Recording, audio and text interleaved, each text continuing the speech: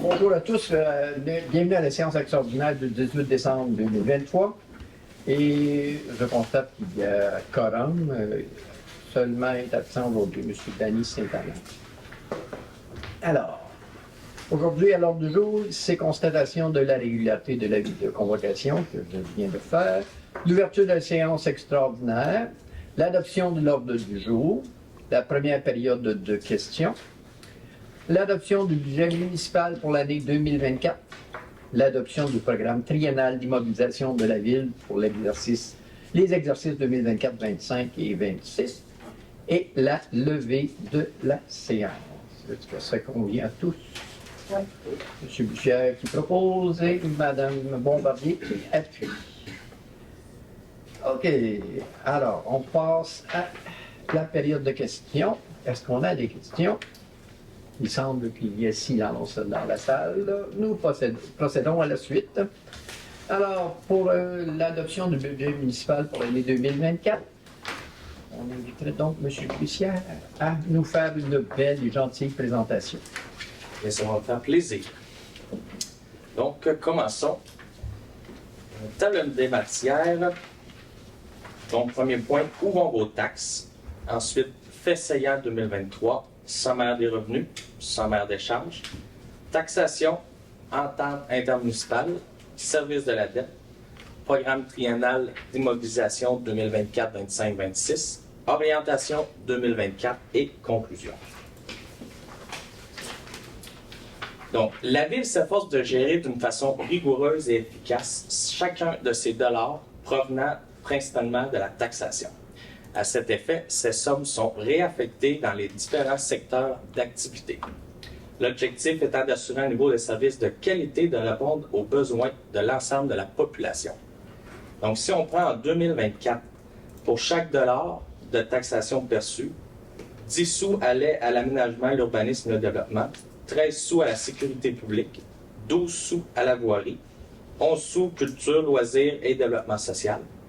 Ensuite, 8 sous aux matières résiduelles, 12 à l'aqueduc et aux eaux usées, 20 aux frais de financement et 14 sous pour l'administration. Fait saillant 2023. Donc, ce qui a été fait cette année, durant l'année passée, cette année, oui. Donc, il y a eu le réaménagement de la voûte à l'hôtel de ville où il est entreposé les archives. Ensuite, la production des plans de vie pour le renouvellement des conduites sur la rue Bernier et Bellerive. Travaux d'infrastructure dans la phase 3 du Boisier du Ruisseau et place de la Samare. Remplacement d'un camion à la voirie. Réfection du réseau routier selon le plan établi. Projet de parc champêtre, donc les jeux d'eau, sentiers, terrain de volleyball et autres. Aménagement de la structure de la patinoire extérieure qui a débuté. Entretien du terrain de tennis, la surface. Mise à niveau de l'usine de production d'eau potable au lac Beaucœur. Et la vidange des boues et la réhabilitation de l'étang numéro 4.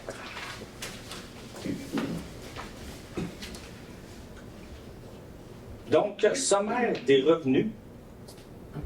Donc, en 2023, les revenus de taxes étaient de 3 616 590. Et pour 2024, nous prévoyons 3 796 320. Donc, un écart de 5 %. Compensation tenant lieu de taxe. En 2023, nous avions 223 276 et en 2024, nous prévoyons 271 219. Les autres revenus qui nous reviennent à la Ville, donc en 2023, nous avions les services rendus et autres pour un montant de 641 735. Nous prévoyons en 2024 763 776 000. Imposition de droit, 64 900. Et en 2024, les projections sont à 68 900. Amendes et pénalités, 10 000 en 2023, 12 000 en 2024. Revenus d'intérêt, 7 876 en 2023 et 42 990 en 2024. Les autres revenus, on a 16 933 en 2023 et on prévoit 155 978. Ensuite, nous avons les transferts en 2023, 85 470 et en 2024, nous prévoyons 85 078 pour un total des revenus que nous avions eu en 2023, 4 666 779 et nous prévoyons en 2024 revenus de 5 207 260 pour une hausse de 11,6 %. Donc, on voit là en dessous la répartition. Donc, 2 % c'est dans les transferts, 73 % vient des taxes, 5 % compensation donnant lieu de taxes et 20 % c'est autres revenus. Les charges maintenant. Donc, administration générale en 2023, nous avions 1 1323 et en 2024, nous prévoyons 1 112 459. Sécurité publique, 451 557 pour une prédiction de 476 342 en 2024. Transport, 462 757 en 2023 et 489 062 en 2024. L'hygiène du milieu, maintenant en 2023, donc on avait 954 930. En 2024, nous prévoyons 1,1 million 68 917. Santé et bien-être, 116 745 en 2023, 99 384 en 2024. Aménagement, urbanisme et développement, 405 269 en 2023 et 400 820 en 2024. Loisirs et culture, 751 841 en 2023, 806 878 en 2024.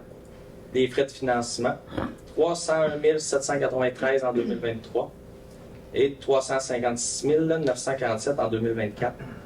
Donc, ce qui nous amène à des charges en 2024 de 4 910 809. Ensuite, nous avons les conciliations à des fins fiscales. Donc, en 2024, pour le remboursement de la dette à long terme, on parle de 488 944. Activités d'investissement, 113 500. Et les affectations, 305 992. Et total des charges et des dépenses de financement, donc, ça monte à 5 207 260. Et on peut voir encore en dessous là, la même répartition des charges. Donc, qui est généralement l'administration générale à 23 %, sécurité publique et transport chacun à 10 %. Hygiène du milieu aussi, qui est un gros pourcentage, là, qui est à 24 %. Loisirs et culture, 16 % et le reste est divisé par l'urbanisme, l'aménagement, santé et les frais de financement. Taux de taxe. Donc, en 2023, le résidentiel, le taux de taxe était à 84,57 sous. Et en 2024, pour le résidentiel, ça va être 87 sous,95. Ensuite, tarification des services unités de logement. Donc, l'eau potable, l'aqueduc, va passer de 256 à 2023 à 266,24 en 2024. Eau usée, 185 et ça va passer à 192,40. Matière résiduelle, 161 en 2023, ça va monter à 167,44. Et donc l'évolution du compte de taxes pour une propriété moyenne unifamiliale à Valcourt, la valeur était de 182 178 en 2023. Et en 2024, la valeur moyenne, 182 401. Donc, les taxes foncières vont passer de 1541 à 1604 pour une maison moyenne. Et la tarification des services, 602 à 626. Donc, si on fait le total, on va tomber à 2230 de taxes pour une maison unifamiliale moyenne à Valcourt. Donc, c'est une variation, comparativement à l'année passée, de 4,09 %. Et ça donne 88 $ par année 7 par mois pour une maison moyenne. Une maison moyenne. Maison moyenne, On oui. va dire que les gens vont payer chacun jusqu'à 88 de plus. Non, Exactement. C'est la maison moyenne. c'est ça. Le budget en 2023 a dû être révisé en cours d'année pour répondre aux augmentations des dépenses et à la conjoncture économique.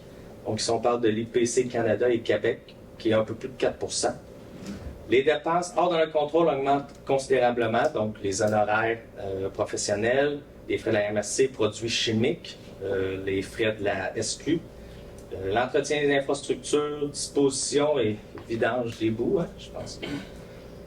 Ensuite, investissement important à prévoir pour l'entretien et la mise à niveau de nos infrastructures, voiries et renouvellement de conduits, asphaltage, bordures et différentes rues, finalisation des parcs et patinoires, développement résidentiel nécessaire pour accueillir les nouveaux citoyens, augmentation du remboursement de la dette à long terme suite aux investissements effectués, aucun changement significatif au rôle triennal, aucun équilibre possible donc, aucune nouvelle somme pour le moment.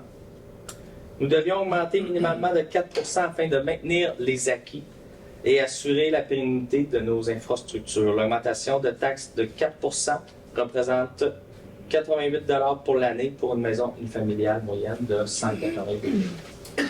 La prochaine page, c'est pour illustrer un peu là, la région Valcourt se situe où pour une population de 2191 habitants.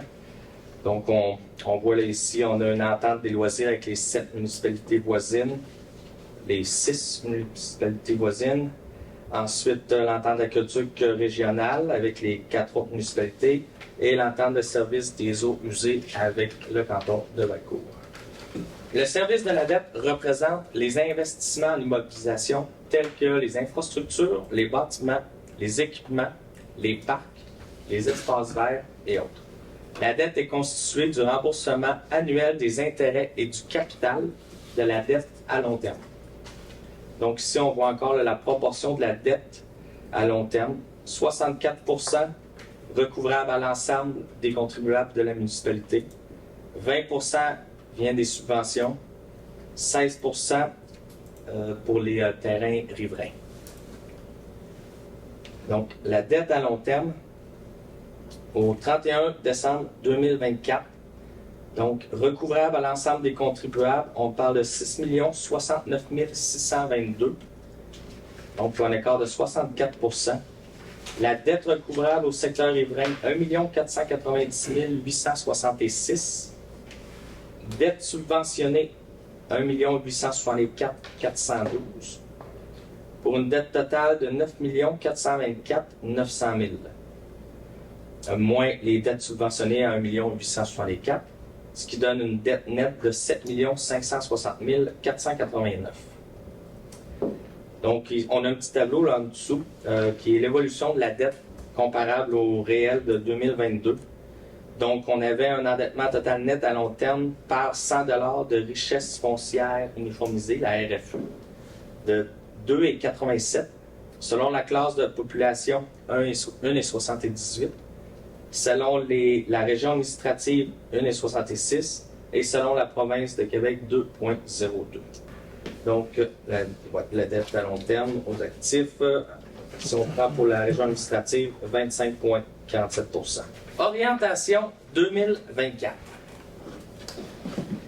Donc, nous voulons moderniser l'affichage des entrées de la ville. Finalisation des travaux d'infrastructure dans le Boisé-Ruisseau, phase 3. Travaux de remplacement des réseaux et voiries sur la rue Bernier et Bellerive. Achat d'équipements pour le déneigement. Asphaltage et bordures sur la rue Champêtre et à la place de la Samar. Modification de certaines entrées de service sur la rue Yvonne L. Bombardier. Construction d'un abri pour les véhicules au garage municipal. La finalisation de la patinoire extérieure à l'Arena, dans le stationnement. La confection des plans de vie pour le projet d'agrandissement de l'Arena. Amélioration de certains parcs et espaces verts. Confection des plans de devis pour la mise à niveau des surpresseurs du boulevard des Érables, au point de Décyprès. Vidange des boues et réhabilitation de l'étang 3. Et finalement, la disposition des boues de l'étang 4. Donc, ça fait beaucoup de projets pour 2024. Donc, les 3 pages suivantes, c'est vraiment la liste des projets. Donc, je vais y aller un peu plus sommairement pour alléger un petit peu. Donc, administration 2024, le plus gros montant, c'est au développement d'une marque territoriale et affichage de la ville. Donc, on parle de 60 000 excusez, en 2024. Ensuite, si on va au transport, travaux de réfection du réseau routier. Donc, c'est un montant qu'on met à chaque année. On parle de 30 000 ici. Ensuite, on va avoir des travaux qui vont se faire sur la rue Montcalm. Sauf que ça va aller à 2025-2026, mais c'est quand même des travaux qui vont s'en venir prochainement, dans les prochaines années. Travaux de la voirie sur la rue Bernier-Bellerive, comme j'ai mentionné précédemment. On parle d'un montant de 2 233 000 en 2024. Et ce montant-là est subventionné là, en bonne partie. Ensuite, on a d'autres travaux aussi qui vont se continuer sur Bernier et Bellerive, qui vont se faire en 2025. Travaux sur la rue Champêtre, 164 000 en 2024, qui vient du surplus affecté. Ensuite, travaux Place de la Samar, 250 000 encore en 2024, qui vient du surplus affecté. Finalisation des travaux au Boisé du Ruisseau, phase 3. On a un 93 000 qu'on va passer cette année. Modification de certaines entrées de service sur la rue Yvonnel, Bombardier. On parle d'un 36 000 qui va passer en 2024. Ensuite, les autres gros montants. Acquisition d'équipements de déneigement pour un chargeur sur roue. On a un 90 000 qu'on va passer là cette année. Si on va dans l'hygiène du milieu, donc j'avais parlé précédemment de la mise à niveau du surpresseur sur le boulevard des Érables. Donc cette année, on va commencer avec un 50 000 et le projet va se continuer l'année prochaine. Ensuite, on a la réhabilitation de l'étang numéro 3 et les aérateurs pour un montant de 95 538 qu'on va passer en 2024. Ensuite, loisirs et culture. Continuité du projet d'agrandissement de l'aréna. On a une bonne subvention du gouvernement là-dessus, de VAP et autres municipalités. Mais on ne l'a pas eu encore. Non, mais c'est ça. On l'espère. Mais il est quand même là. Oui. Il est projeté. Donc, on parle d'un montant de 700 000 en 2024, toujours conditionnel à l'acceptation. Et le projet va se construire en 2025-2026. C'est quand même un très gros projet. Ensuite, finalisation de la patinoire extérieure, 224 000 en 2024. Et on parle d'un total pour tous les projets de 4 297 821 en 2024. Et de ce montant, un peu plus de la moitié subventionné ou payé par d'autres municipalités. Donc ici, c'est la même chose. On peut voir l'apport de mobilisation par les activités. On a transport, 69 loisirs et culture, 22,8 Puis le reste, ce n'est que sécurité publique, administration, journalisme, hygiène, qui font la différence. Donc, les sources de financement pour payer tous ces beaux projets-là. On parle d'un montant de 103 500 $ qui va venir directement du budget d'opération. Ensuite, 530 562 qui va venir du surplus affecté et non affecté aux différents projets. 1 987 045. Donc, 2 millions qui viennent des subventions du gouvernement du Québec. Nous allons prendre 201 512 dans le fonds de roulement et le fonds réservé. 1 276 911 qui est un emprunt à la charge de la ville, en fait plusieurs emprunts à la charge de la ville. Et finalement 198 293 qui vient des autres municipalités. Donc comme j'ai dit tantôt, pour un total de 4 297 821. Donc c'est 40... Oui, allez-y. Oui, mais la grande partie de l'emprunt à la charge de la ville, 1 276 000, là, c'est ce qui ne sera pas subventionné à la rue Bernier. C'est ça. Oui. Exactement. Et puis de tout ce beau montant-là, on peut bien voir en bas, là, 46 de ce montant-là vient des subventions gouvernementales. En conclusion, tous les départements de la ville confondus travaillent pour continuer le développement afin d'augmenter la qualité des services aux citoyens et attirer de nouvelles familles à Valcourt. Assurer la pérennité de nos actifs et prolonger leur durée de vie en effectuant leur entretien régulier. Maintenir la bonne santé financière de la ville en priorisant les projets en accord avec les orientations stratégiques et dans les limites du budget. Avec les excédents de fonctionnement de 2022 et 2023, la Ville va payer les projets d'investissement suivants, donc l'asphaltage et les bordures des rues Champêtre et Place de la Samar, la modification aux entrées de services sur la rue Yvonnel-Bombardier, le parc de la Samar et son sentier, la patinoire extérieure et l'affichage clignotant au coin de Saint-Joseph et Notre-Dame-des-Champs. C'est ce qui met fin à votre présentation. exactement. Monsieur Bussière, merci beaucoup. Ensuite, à cette jolie et belle présentation, on procède à l'adoption du budget municipal pour l'année 2024. Je la propose. Vous la proposez. C'est bon ça? Merci. Donc, avec des revenus de 5 207 260 et des dépenses et affectations de du même montant. Est-ce que tout le monde est d'accord avec ça? Oui. Est-ce que quelqu'un appuie? Madame Bombardier, d'accord. Parfait. On procède ensuite à l'adoption du programme triennal d'immobilisation de la ville pour les exercices financiers 2024, 2025 et 2026. Que je propose. Que vous proposez également et que Madame Této appuie. Je ne finis pas. Désolé, on n'a pas plein de résolutions aujourd'hui. OK. À vous de. Il n'y a pas d'autres questions. Tout est beau. J'ai besoin de quelqu'un pour vous proposer maintenant la levée de la séance. Qui va le Je faire? propose. Ah, monsieur Lacroix, monsieur. On va laisser M. Lacroix. On va le laisser participer un peu. Montrer qu'il est là, tu sais. Hein? Ouais. Et on voudrait tous souligner, bien entendu, vu que Noël approche. Donc, on souhaite à tous de très joyeuses fêtes, de bonne année, bonne santé et beaucoup de bonheur durant cette période de festivité. Je compléterais en disant quelque chose. Allez-y. Lors de la dernière réunion, on avait un absent, M. Bussière. On a remis un certificat, dans le fond, de 10 ans. 10 ans, me semble, c'est ça, hein? Je pensais que c'était 90 ans.